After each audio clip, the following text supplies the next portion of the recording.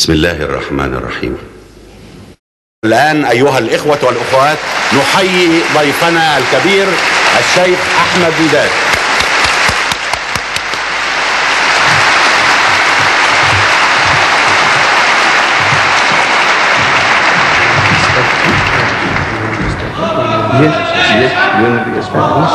Yes, please.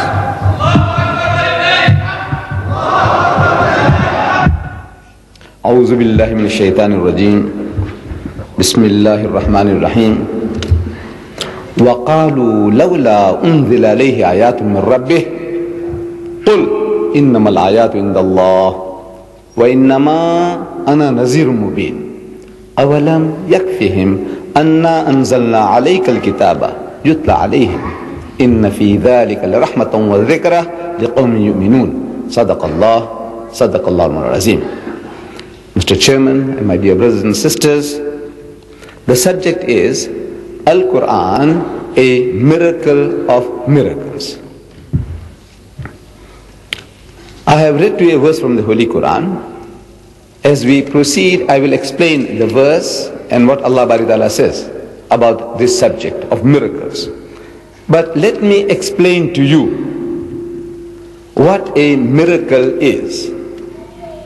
What is a miracle? A mu'jiza.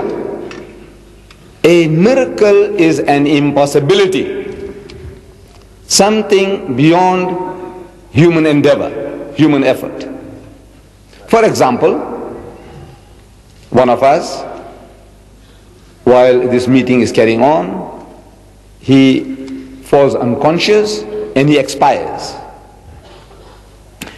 A doctor is called up and the doctor certifies that the person is dead.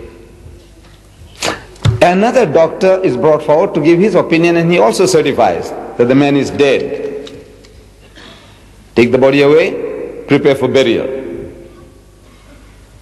But there comes along a man of God, sees this dead person, dead body, and he says, he commands, Kum bi-iznillah, wake up, get up in the name of Allah, and the person gets up, alive and well.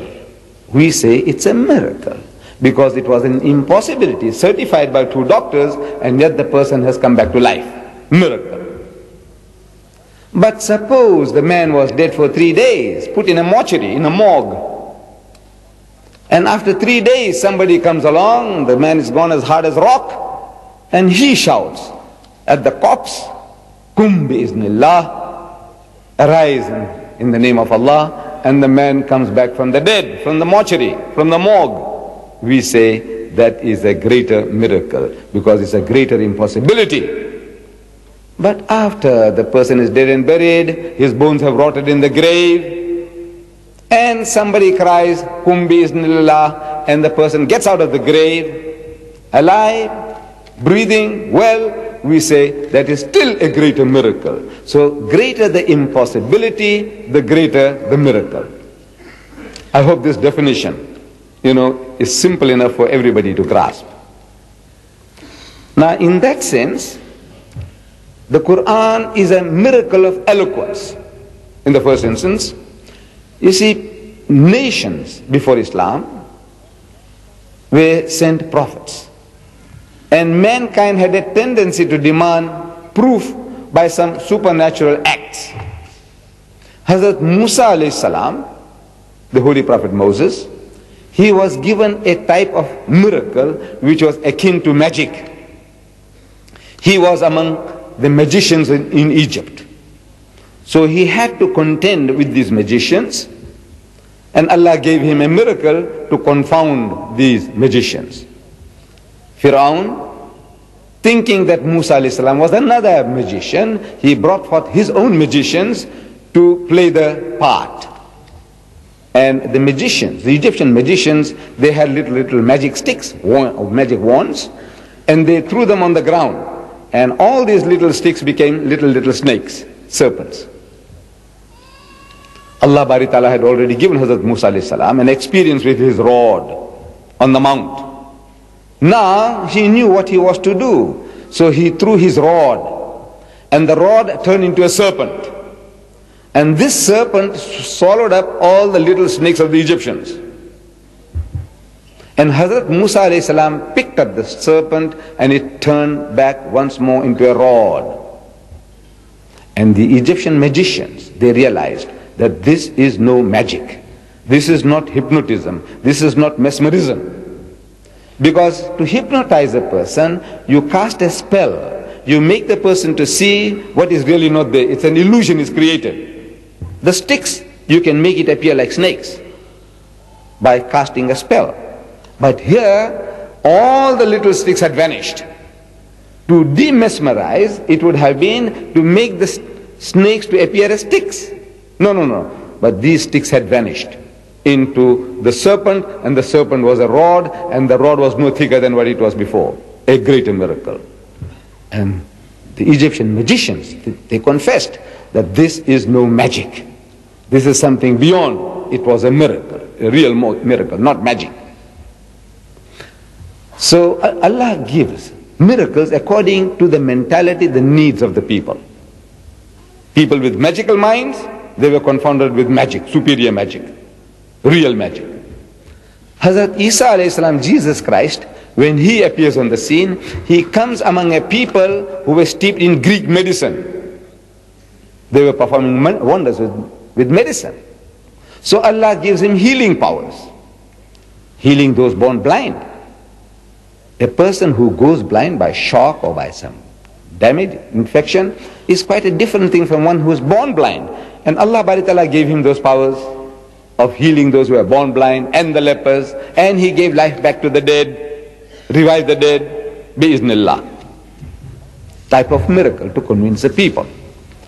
Our Nabi Kareem sallallahu alaihi wasallam, he comes among a people who were boasting about their language. The language was the boast. Their eloquence, their poetry. They said, we are an eloquent people. We are the Arabs.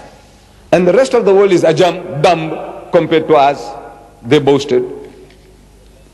They would ask, this is you, in your language, you ajami, how many words have you got for a horse in your language? Synonyms for a horse. Oh man said, maybe half a dozen.